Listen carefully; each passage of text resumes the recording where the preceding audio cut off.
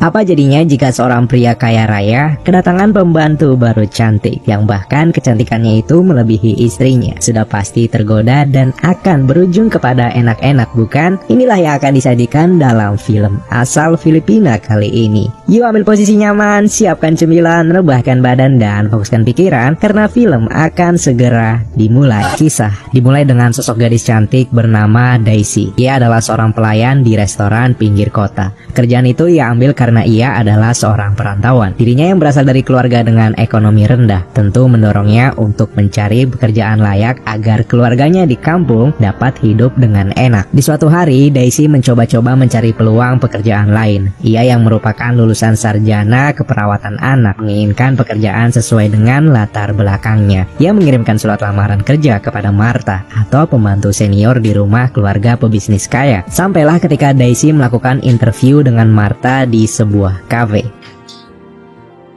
Rights lang yan, no? Parasnya yang cantik plus berkompeten di bidangnya membuat Daisy diterima sebagai pembantu sekaligus babysitter di rumah tersebut. Ia berangkat ke tempat kerja barunya dan ia diperkenalkan dengan siapa saja penghuni rumah itu atau keluarga sang majikan. Ada Roxanne, sang ibu yang mempunyai satu anak dan sekarang sedang hamil tua. Lalu ada anak Roxanne bernama Nami, yaitu anak yang akan menjadi tanggung jawab Daisy untuk merawatnya. Daisy kemudian diantarkan ke kamar tempat ia akan tinggal di rumah ini. Kamar itu cukup mewah dan nyaman untuknya. Di malamnya, tugas pertama Daisy adalah memasak dan menyajikan makan malam untuk mereka. Lalu Nami, si gadis kecil, memberitahu jika Daisy sangat baik, perhatian, dan menyenangkan sebagai babysitternya. Roxanne juga turut senang mendengar hal itu. How's your new yaya? Did you say that? No, nakita ko sa mukha niya. Beberapa jam setelah makan malam, sang suami bernama William baru pulang dari pekerjaannya. Mengetahui adanya pembantu baru di rumah, William yang terkesan cuek dan tak banyak bicara hanya memberi pesan kepada Daisy untuk merawat seisi rumah dengan baik serta mengurus segala kebutuhan anaknya. Daisy melanjutkan pekerjaannya merapihkan rumah. Ia diminta untuk membersihkan kamar mandi sang majikan. Tapi saat tugasnya itu ia lakukan, Daisy yang memang agak sedikit centil membersihkan kamar mandi itu dengan gerakan yang membuat gerah. Tingkah lakunya itu dilihat oleh William. Sudah pasti karena baru beberapa jam bertemu, William tak berbuat neko-neko. Apalagi di sana juga ada istrinya.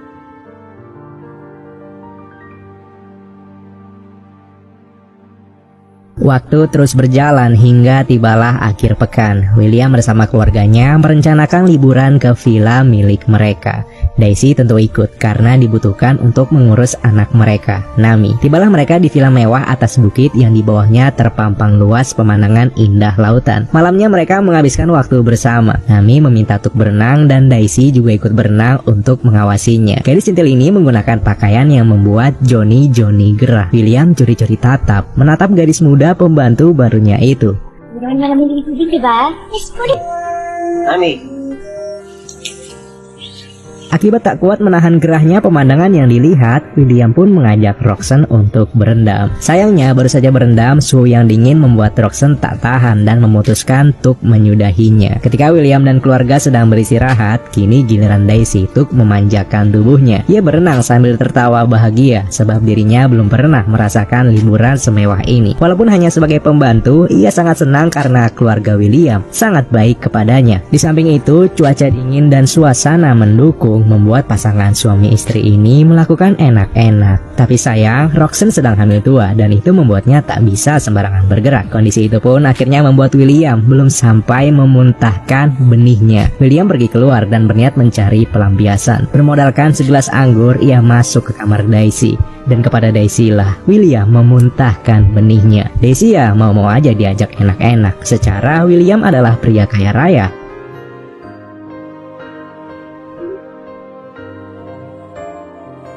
Keesokannya mereka pulang dari villa itu. Setelah kejadian semalam, di dalam mobil, Daisy dan William semakin sering curi-curi tatap. Daisy yang kepincut Johnny William menggunakan riasan di wajahnya ketika bekerja. Jelas itu ia lakukan demi memikat hati seorang William agar mau melakukannya lagi. Pekerjaan rumah demi pekerjaan rumah dibereskan oleh Daisy. Di sela-sela pekerjaan itu pula, ia dan William selalu saling menatap selagi ada kesempatan. Puncaknya ketika suatu malam, William sadar jika Roxanne yang sedang hamil tua tak dapat membuat Johnny-nya bergetar. Tak ada istri, pembantu pun jadi. William mengecek kondisi rumah. Setelah dirasanya cukup aman, ia menghampiri kamar Daisy. Daisy sudah sangat siap menerima gempuran. Karena dari malam-malam sebelumnya, ia bersama apemnya sudah sangat siap. Tanpa basa-basi dan tanpa aba-aba, Daisy diserang oleh Johnny, William, hingga enak-enak terjadi sangat brutal di malam itu. Di tengah peperangan, karena Daisy yang cukup berisik membangunkan Martha dari tidur lelapnya. Ia pun melihat kalau William berselingkuh dengan Daisy. Namun Martha memutuskan untuk bungkam melihatnya. Keesokannya Daisy bekerja seperti biasa. Tapi pemandangan tak biasa kala itu adalah William memanggil Daisy dan ia memberikan cek yang nilai uangnya sangat besar. Maksud pemberian cek itu adalah William ingin agar Daisy tutup mulut atas permainan mereka. Daisy pergi menyendiri. Ia sangat tak menyangka telah menerima uang sebanyak itu. Martha yang sudah memata-matainya sedari tadi menghampirinya lalu bercerita bagaimana kisah terbentuknya keluarga ini. Dikisahkan kalau dahulu Martha dan Ibu Roxanne merupakan pembantu yang bekerja di rumah William. Ibu William sangat baik kepada mereka sampai-sampai ibunya Roxanne yang sering membawa Roxanne bekerja membuat Roxanne dianggap seperti anak dari ibu William sendiri. Hal itu pula telah menumbuhkan benih-benih cinta William kepada Roxanne dan meminang hingga hidup bahagia sampai sekarang ini. Martha pun tak ingin membiarkan perselingkuhan itu terlarut menjadi bencana. Ia pergi menemui Esther alias ibu Roxanne. Martha bercerita kalau Roxanne sedang dalam bahaya sebab William bermain di belakang dengan pembantunya. Esther disarankan mengambil tindakan dan jangan sampai semuanya terlambat. Alam mo, sa totoo lang, Isa pa yung anak ko eh. ay hindi ko na sinabi yan. Esther datang ke rumah itu. Ia memulai rencana pencegahan kehancuran rumah tangga anaknya dengan membuat Daisy celaka saat sedang bekerja. Daisy terjatuh dari tangga yang cukup tinggi dan membuatnya harus dirawat di rumah sakit. Dokter memberikan kabar buruk sekaligus kabar baik. Kabar buruknya adalah Daisy mengalami gegar otak tingkat rendah dan kabar baiknya adalah Daisy sedang hamil. Namun kabar baik dari Daisy yang sedang mengandung itu dianggap sebagai sebuah bencana atau ancaman besar. Martha memberitahukan kondisi Daisy pada Esther dan membuat Esther membeberkan semua perselingkuhan William kepada Roxanne. Esther meminta Roxanne tenang dan berkata biar semuanya ia yang urus. Ako nang bahala dyan. Please, can you just leave me alone? Kasama sa kontrata yan. Martha kemudian pulang dari rumah sakit. Sesampainya di rumah, Roxanne dan Esther sudah menunggu. Di mana Martha mendapatkan kemarahan Roxanne karena Roxanne tak terima mengapa Martha menyembunyikan perselingkuhan suaminya. Merasa kalau ia sudah benar, Martha tak terima dan marah-marah sendirian di kamar. Dalam hati dirinya berkata, masih baik perselingkuhan itu ia beberkan daripada ia sembunyikan hingga bisa saja William memutuskan beristri dua. Lahat kayo! Mga leche kayo! Mga walang hiwa kayo!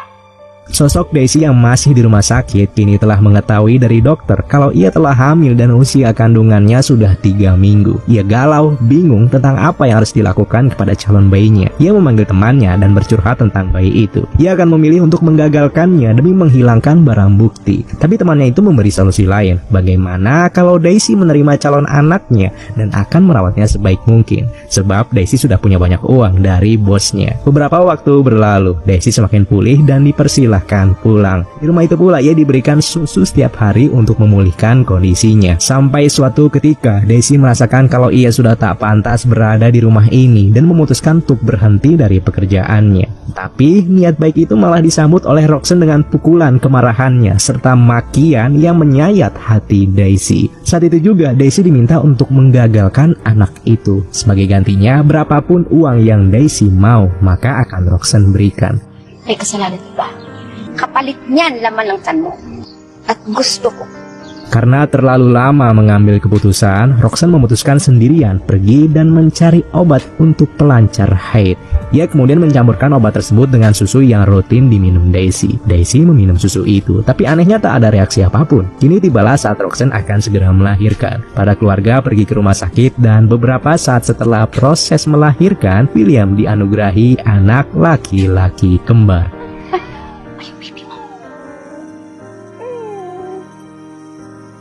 Setelah prosesi melahirkan itu, William pulang ke rumah sendirian untuk beristirahat. Saat ia masuk ke kamar, terkejutnya ia ketika melihat Daisy sedang berendam dalam bathtub di kamarnya. Hal itu ia lakukan untuk memberi ucapan selamat. Tiba-tiba saja Daisy berteriak kesakitan. Lebih tepatnya obat pelancar dari Roxanne telah bekerja.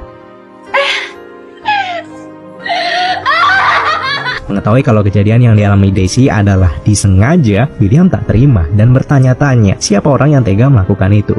Ia pun berkata sebenarnya ia mau menerima anak Daisy dan akan menjadikannya istri kedua. Merasa kalau keluarga ini sedang berada di ujung tanduk, Martha menemui Daisy, memberikannya uang dan memintanya lekas pergi dari rumah ini. Ia juga mengaku kalau awal ketahuannya perselingkuhan ini adalah ulahnya. Kunin mo to.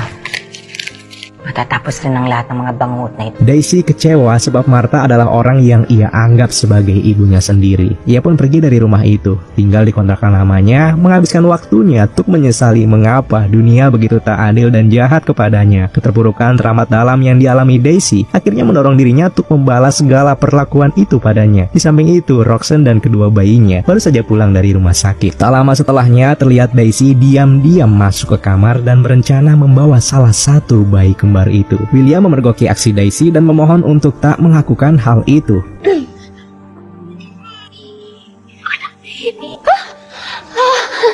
Akhirnya Daisy pun mengurungkan niatnya. Setelah kejadian itu, William bersama penghuni rumah mengadakan pertemuan dan membahas kalau Daisy telah menyelinap masuk serta akan membawa salah satu bayi mereka. Roxanne kini merasa tak aman selama Daisy masih berkeliaran di luar sana. Ia meminta Martha menangani masalah ini. Tetapi terkejutnya, sikap yang tak pernah ditunjukkan oleh Martha yaitu ia melawan perintah bosnya. Ia benci dengan drama-drama bodoh di rumah ini. Di tengah kondisi memanas itu, tiba-tiba Daisy muncul. Daisy berkata kepada mereka kalau ia sangat frustasi dan membenci mereka semua. Dari jauh William memohon maaf atas segala kesalahannya. Begitupun Roxanne yang memohon maaf serta meminta Daisy tak merencanakan niat jahat kepada mereka. Tapi tiba-tiba saja Daisy mengambil tali yang sudah ia siapkan. Tali itu terikat kuat di lampu gantung. Ia melompat serta menyalakan api demi melengkapi aksi nekatnya itu.